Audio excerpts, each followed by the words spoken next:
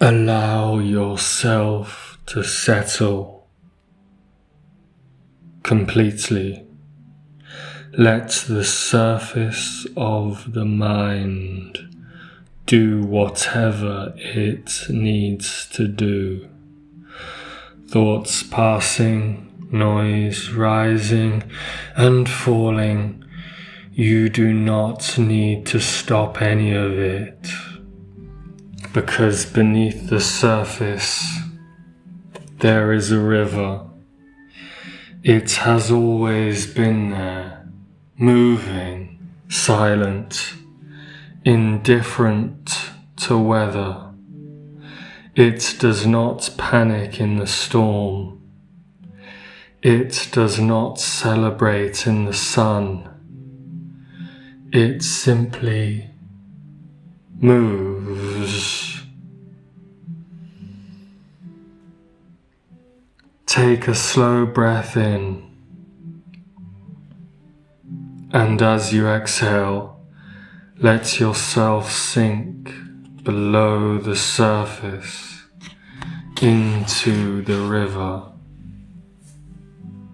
And again, inhale and breathing out, feel yourself carried, not by effort, but by something that has always known where it is going. You do not need to navigate. You do not need to steer. The current knows. There are two voices available to you at any moment. The first is loud. It arrives quickly. It speaks in urgency and warning. It catalogues what could go wrong. It measures the distance between where you are and where it thinks you should be. It counts the days. It reads the symptoms. It runs the worst case until it feels like certainty. That voice believes it is protecting you. And once, perhaps, it was, but protection that never rests becomes its own kind of damage. The second voice is quiet. It does not compete with the first. It does not argue. It waits. It speaks in images more than words, in a felt sense of rightness, in the sudden clarity that arrives not when you are thinking hardest, but when you have stopped. It has been there your entire life, in the moments of inexplicable calm, in the middle of chaos, in the knowing that arrived before the logic did, in the desire, the pure, clean desire that rose in you before fear had a chance to edit it. That is the voice of spirit, and it has never once lied to you.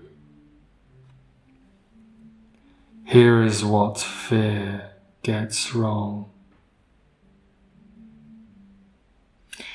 Fear believes that if it worries loudly enough, it can prevent loss. that if it rehearses the worst outcome in enough detail, it will somehow be spared it. That if it monitors the body, the finances, the future, the other person constantly, vigilantly, exhaustingly, it can hold the walls up by sheer force of attention, but the walls are not held up by worry. The walls were never yours to hold, and everything you have spent trying to hold them has been a life not fully lived. The ancient teachers knew this. In the Vedic tradition, they understood that a man who has lived in alignment with his desires, his true desires, not his fears, has already completed something. If illness comes, if the body returns to the earth before he expected, he does not arrive at that threshold as a man who was robbed. He arrives as a man who He arrives as a man who spent his currency wisely. He was here fully burning, and that, the tradition tells us, is the whole of it.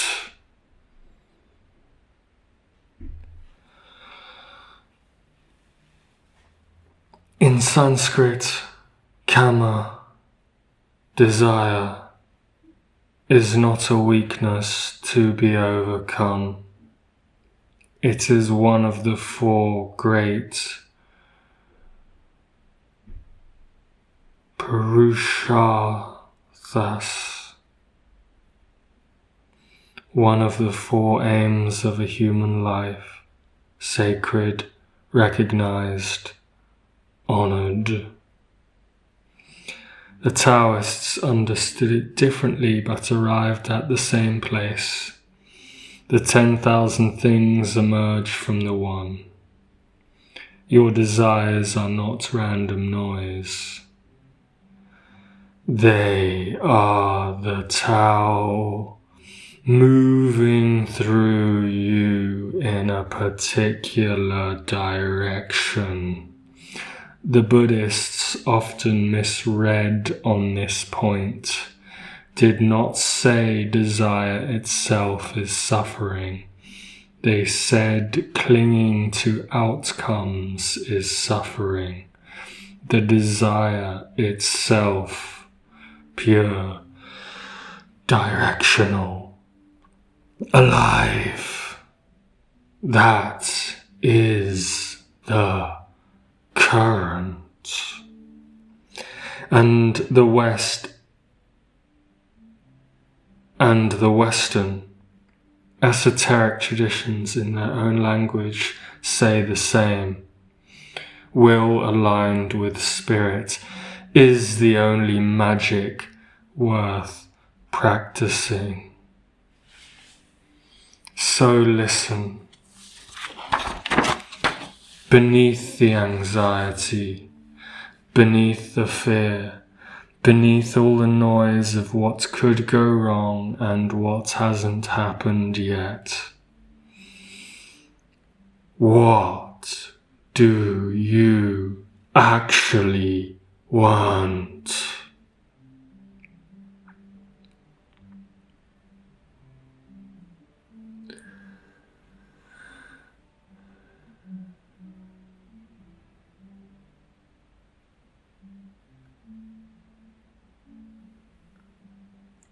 not what you think you should want, not what fear is telling you to secure before it is too late, the clean desire, the one that has been there before you learn to be afraid of it. That desire is your compass. It is the voice of spirit wearing the clothes of longing.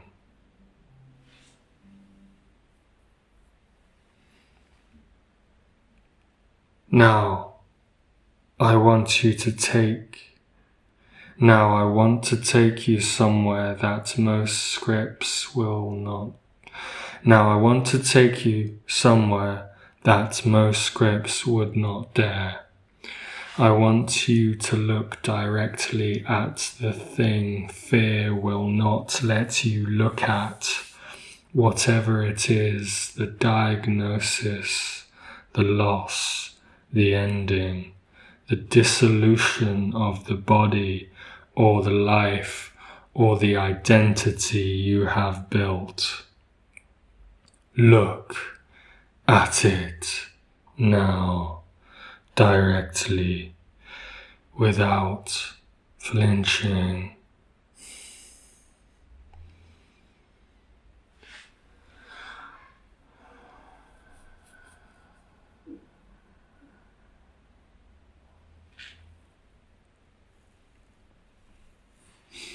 Notice something.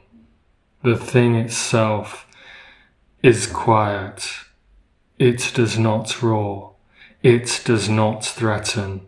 It is simply a fact, a horizon, the same horizon every living thing has always had. The suffering was never in the thing.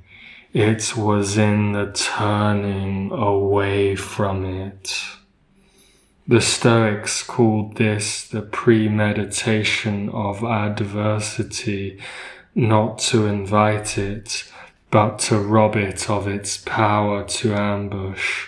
Marcus Aurelius sat with death daily, not morbidly, freely, because a man who has looked at the worst and found he can meet it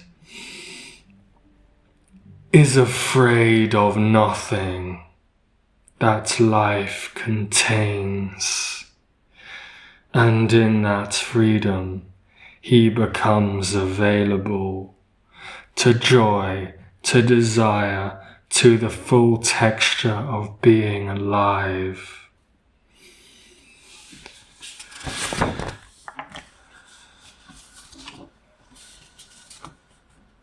Say this now. I have looked, I have seen, and I am still here. There is nothing in this life I cannot meet, and in meeting it, all of it, I am completely free.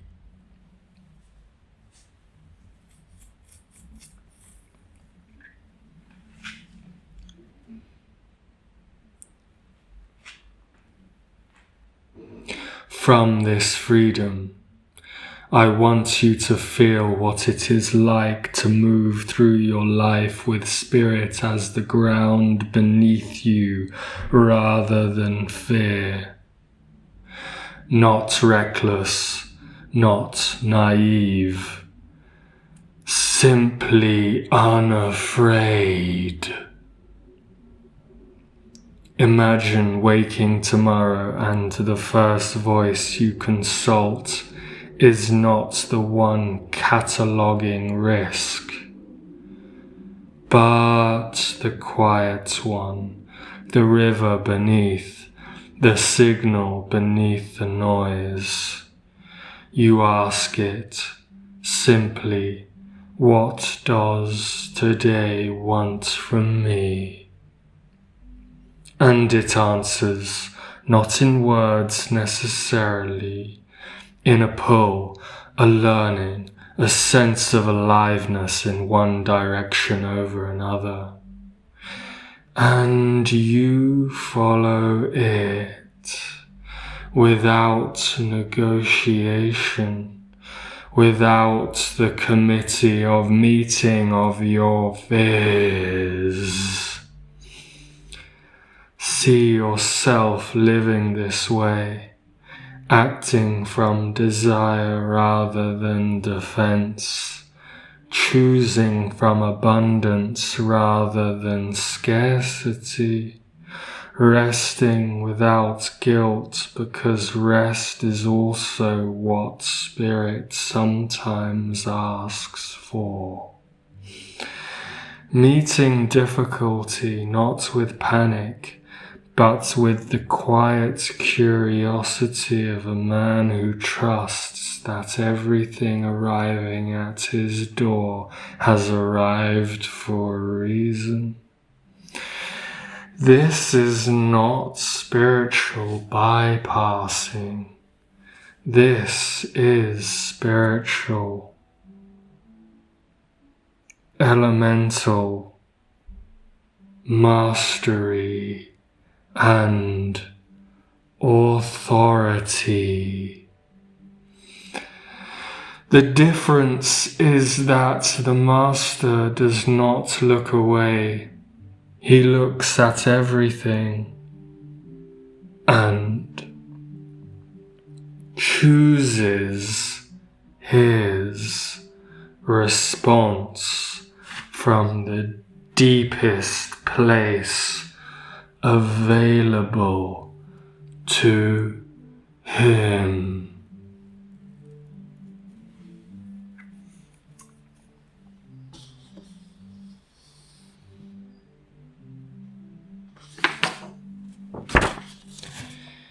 Here is what is true about you right now. You are a being of consciousness inhabiting a temporary form, asking the oldest questions and doing the work to find real answers. That places you in extraordinarily rare company across the whole of human history. That is not nothing. That is the whole game. The mystics of every tradition. The mystics of every tradition said the same thing in different words. It is not the length of the life that matters. It is the depth of the presence brought to it.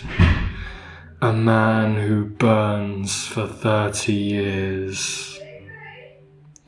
Who follows his desires cleanly, who meets fear without blinking, who trusts spirit even when the evidence is thin.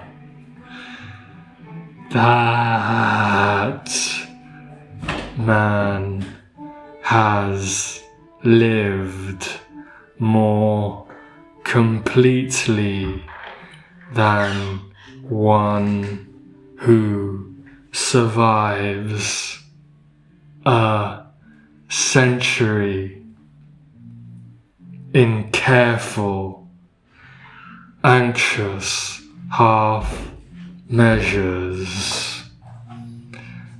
So the question is not How do I protect this life?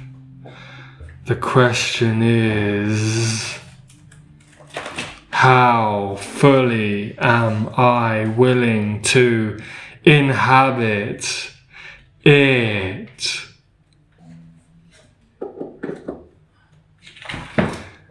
Let the answer rise from the river, not from the noise.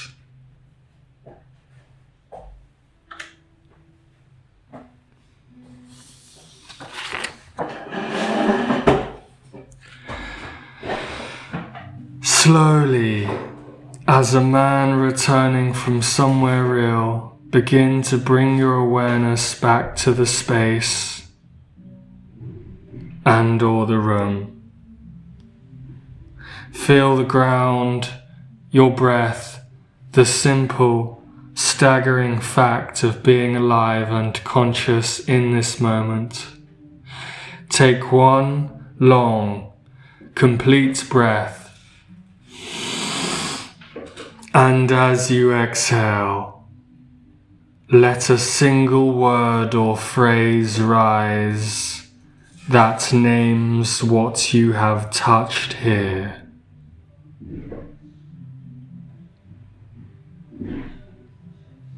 The freedom, the trust, the quiet certainty of a man who has looked at everything life can bring and found he can meet it. That is your anchor. When fear speaks, and it will speak, because it is ancient and it is in you, you do not argue with it. You do not reason with it. You place your feet flat on the floor, take one breath down into the river, speak your word, and return here.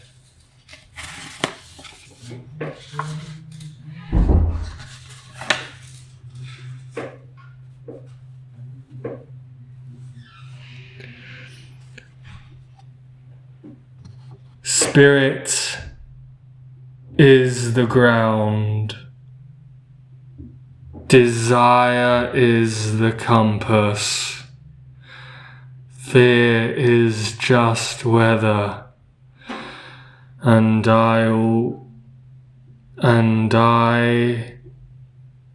have already looked at everything, and I am still here.